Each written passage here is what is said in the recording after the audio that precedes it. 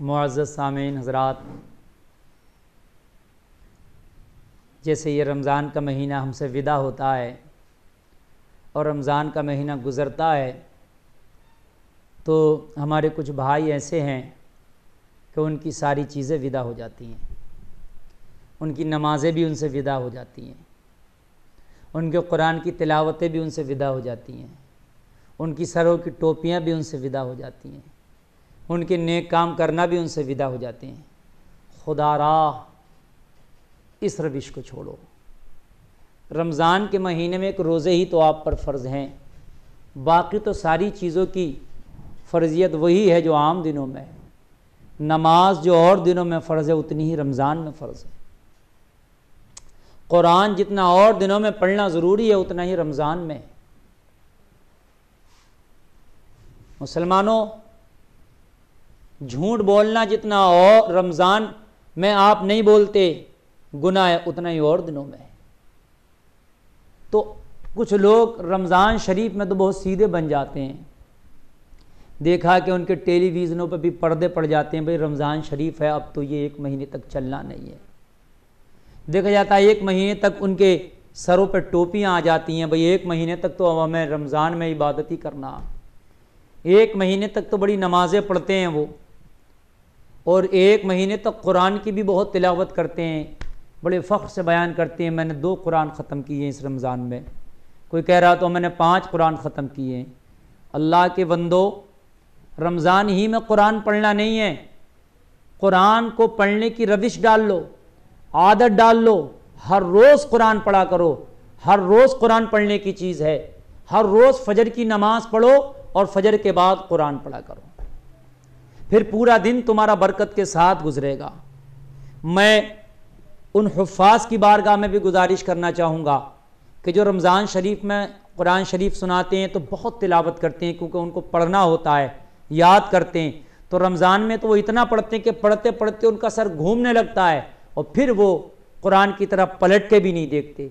ऐसे रमज़ानी हाफिज़ होने से अपने आप को बचाएं।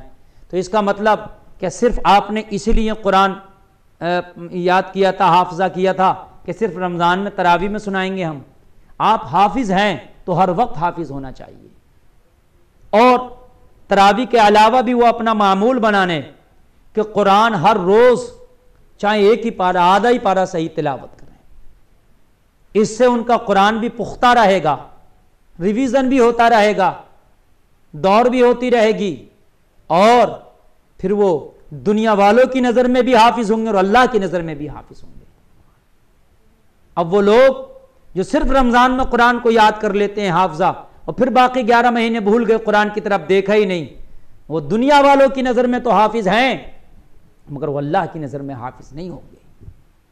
अगर अल्लाह की नज़र में हाफिज़ आप बनना चाहते हैं तो कुरान को मुकम्मल याद रखें, अपने सीने में महफूज रखें।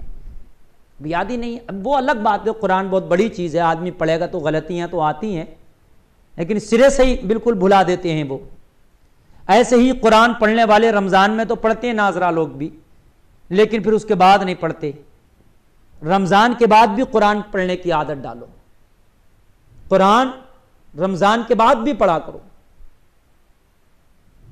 ऐसे ही नमाजें हैं, रमज़ान ही में नहीं है मुअज़्ज़ज़ सामिईन, रमज़ानी हाफिज़ ना बनो, रमज़ानी कुरान खा ना बनो, रमज़ानी नमाजी ना बनो। नमाजी बनना है तो साल के 12 महीने का बनो। कुरान के कारी बनना है, कुरान पढ़ने वाले बनना है तो साल के 12 महीने वाले बनो। जो शख्स रोज़ कुरान पढ़ता होगा, रोज़ कुरान की तिलावत करेगा, रोज़ अपनी ज़िंदगी का मामूल बना लेगा और कुरान की तिलावत करते करते ही उसका इंतकाल होगा, तो मुसलमानों अल्लाह उसको कुरान पढ़ने वालों में उठाएगा, उसको सिद्दीकीन में उसका हश्र करेगा, सालिहीन में उसका हश्र करेगा, अपने औलिया के साथ उसका हश्र करेगा, कुरान के मानने वालों के साथ उसका हश्र करेगा, कुरान से मोहब्बत करने वालों के साथ उसका हश्र करेगा। कुरान की मोहब्बत कुरान करना नहीं है, कुरान की मोहब्बत कुरान पढ़ना है। बहुत से लोग कुरान कुरान कुरान करते रहते हैं, तो खाली कुरान की मोहब्बत अदा हो गई। नहीं, कुरान पढ़ने से कुरान की मोहब्बत है, कुरान करने से कुरान की मोहब्बत नहीं है। बहुत से लोग कुरान का हदिया करा के जो है मस्जिदों में रख देते हैं कि भाई कुरान की मोहब्बत अदा हो गई। नहीं नहीं नहीं, पढ़ना और है, हदिया करा के देना और है। किसी को हदिया करा के मस्जिद में रख दिया या दे दिया, वो पढ़ेगा तो बेशक सवाब तो मिलेगा, लेकिन ज़रूरत भी देखी जाती है। अब देखने में आता है कि हमारी महल्ले की मस्जिदों में कुरान की पेटियों के चट्टे लगे पड़े रहते हैं। फिर किसी का इंतकाल हो गया तो अपने मरहूम की तरफ से फिर एक पेटी रख दी और उस पर लिख दिया फला मरहूम के इसाले सवाब के लिए। तो ऐसा नहीं है यार, पहले वालों की नहीं पढ़ी जा रही है तो अब तेरी क्या पढ़ी जाएगी? और क्या तू कुरान पढ़ता है? जब तू नहीं पढ़ता तो तेरे अब्बा के नाम का कौन कुरान पढ़ेगा? जब तू किसी के अब्बा के नाम का नहीं पढ़ रहा। भाई तुझसे पहले भी तो अपने बाबाओं के नाम के रखे थे वहां कुरान, फला के बाप के नाम का, फला की मां के नाम का, और तू तिलावत करता नहीं।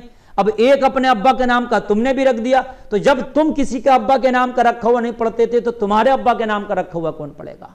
ऐसी चट्टे पेटियां लगी हुई हैं, फिर वो बोसीदा हो जाती हैं। फिर मुअज्जिन से कहा जाता भाई इनको इकट्ठा करो मुअज्जिन चाचा, और इनको कहीं पानी में डालाओ या कहीं एक जगह इनको दफन कर दो। फिर आखिर नौयत ये होती है। खुदारा इससे भी गुरेज करें। ये देखें कि आपको रखना है तो मस्जिद में जाकर देखें कि किस चीज़ की ज़रूरत है। अगर मस्जिद में चटाई की ज़रूरत है तो कुरान ना रखें, आप चटाई रखें। अगर कुरान पहले से मौजूद है, पढ़ने भर के लिए, तिलावत करने के लिए मौजूद हैं, तो आप कुरान ना रखें, चटाइयाँ रखें। मस्जिद में अगर लोटे की ज़रूरत है तो कुरान ना रखें, लोटा रखें। मस्जिद में अगर फ़ैन की ज़रूरत है तो कुरान न रखें, फ़ैन लगवाएं। अपने उसी मरहूम की जानिब से सवाब मिलेगा। जो सवाब आपको मिलना है वो ज़रूर मिलेगा। तो ज़रूरत देखें कि मस्जिद में किस चीज़ की है, मदरसे में किस चीज़ की ज़रूरत है। मदरसे में ज़रूरत तो बच्चे के खाने की है, बच्चों को फाके हो रहे हैं, लाले पड़े हुए हैं खाने के, बच्चों को खाना नहीं मिल रहा, और रख कुरान रहा मदरसे में। कुरान पे कुरान, कुरान पे कुरान, एक मेरे अब्बा के नाम से, मेरी अम्मा के नाम से, मेरी चाची की, मेरे फला के नाम से। अरे भाई बच्चों को खाने की ज़रूरत है तो मदरसे में खाना भिजवा दे अपने मरहूमीन के नाम से। मदरसे में कालीनों की ज़रूरत है, पट्टियों की ज़रूरत है, तिपाइयों की ज़रूरत है, और भी बहुत सारी ज़रूरियात हैं, उनको पूरा करो, ये बेहतर है। तो मैं अर्ज़ कर रहा था, रमज़ान निकल गया तो कुरान नहीं निकलना चाहिए। रमज़ान निकले लेकिन कुरान मजबूती से पकड़े रहो।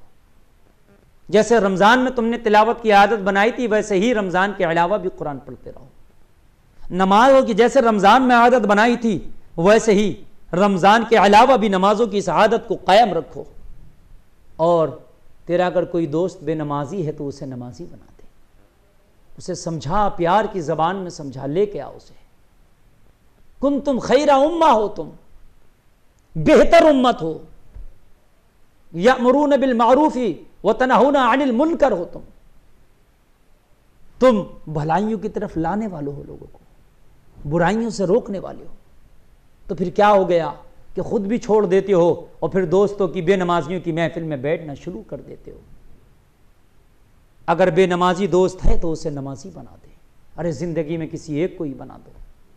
कम से कम अल्लाह पूछेगा मैदान महशर में क्या लाया है? अर्ज़ करना मौला ये सिर्फ रमज़ान में नमाज पढ़ता था, रमज़ान के बाद नमाज़ें छोड़ देता था, मैंने इसे पक्का नमाजी बनाया, मैं एक नमाजी लाया हूँ तेरी बारगाह में।